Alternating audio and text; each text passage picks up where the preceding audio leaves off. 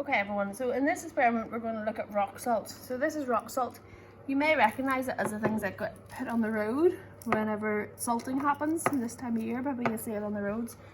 And then this is normal salt, or sodium chloride, the type that you put on your fish and chips before you eat them. Okay, the question is, and your teacher's maybe already shown you maybe these two examples, can we get pure salt from rock salt? That's the question. And the answer is yes, of course we can. So we're going to use several bits of apparatus.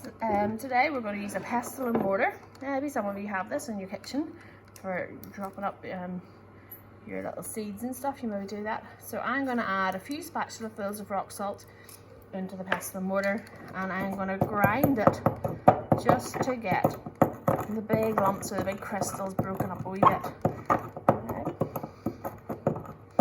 Now if you were doing this in class, we maybe would let you grind this for a wee bit longer. Maybe you would do it for 30 seconds and your partner would do it for 30 seconds and then you swap over. But this year, because we're just doing it on a video, I'm not going to spend that much long. But you can see I'm just sort of breaking up or smashing up those big crystals to try to make them a bit finer. There's one in the middle there. Let's see if I can get it. There we go. Okay, so just smashing up the big crystals a wee bit. Okay, so you can follow along your method. Make sure I'm doing this in the right order. So we've ground it up. Next we're going to dissolve it. So I'll use the spatula again and we'll pour the stuff that we've crushed into my beaker with some water in it. Okay, now this water's actually been heated up a wee bit to help it dissolve better. Give it a stir with a stirring rod. So the rock salt contains a mixture of sand and salt. So what should happen in the water is that the sand will sink to the bottom and the salt will dissolve. So it's the salt that we're interested in, not the sand. So we want to try to get, remember our aim is to try to get the pure salt out of all of this from the rock salt that we started with. So at the minute, our salt that we're looking for is dissolved in the water. So that's the bit we want to keep. So what we're going to do is we're going to filter the mixture. So to filter it, we're going to use a conical flask. We're going to put a filter funnel in the conical flask, and then we're going to use our filter paper.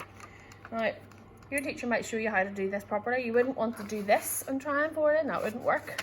If we scrumple it up, it wouldn't work. So there's a certain way to fold your filter paper. So you fold it in half once, and then you fold it in half again. So you've got a quarter of the circle. Okay, and then if you look at it this way, if I hold it at the point, you'll see there's 4 bits of paper here. So we're going to grab 3 bits between our finger and our thumb and 1 bit the other side and open out and make it into like a cone shape. And that fits perfectly inside the filter funnel. Okay, so now you might need to hold it here when it's dry, but once the liquid goes into it, it'll sit in itself.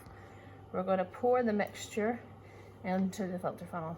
So you'll see our mixture is like a browny colour at the top because it's got some of that sand in it. But when it filters out the bottom, have a look.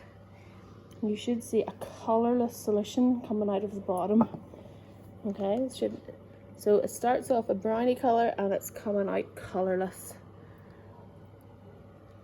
So what we're getting in the bottom of the conical flask is our salt solution.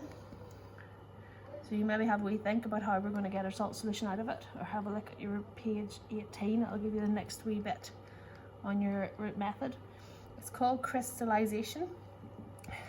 So I'm just going to pour the rest of this in and let it filter through, and then we'll join the video up whenever we'll skip this bit out of the video, letting it filter through, and we'll follow up in the next wee bit once we get to step 4. Okay, so now it's all filtered through, and saves you having to watch that. It took a few minutes.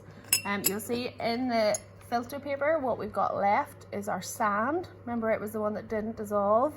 So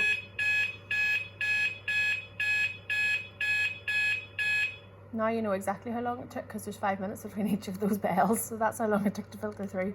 So there's sand in the filter paper. And we've got our colourless, I'm sorry I said it on the table so you're moving the camera around too much, colourless salt solution. Okay, now to crystallise, for crystallization of the salt solution, we're going to pour it into the evaporating basin. And then I've got the hot plate ready to evaporate this now. Sometimes you might just leave this on the windowsill for a few days.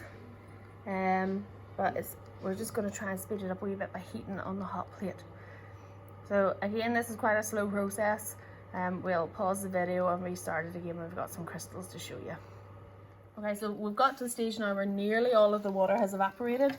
You can start to see that there's crystals forming, white crystals forming around the edge, and there's a little bit of water left. So in a few minutes time it'll all be gone. Okay, so we've reached the stage now where nearly all of the water has evaporated. Now, rather than me leaving it on the hot plate when it'll start to spit, I'm just going to set it onto the safety mat. That's how long that's taken then. So the bell is now, that was 15 minutes it took to evaporate that water. Because if we left it on the hot plate, the salt would start to spit out and you'd have salt crystals all over the place. So that's our recrystallization, our crystallization of the salt. Remember what we started with the brown rock salt, and now we've got our pure white sodium chloride.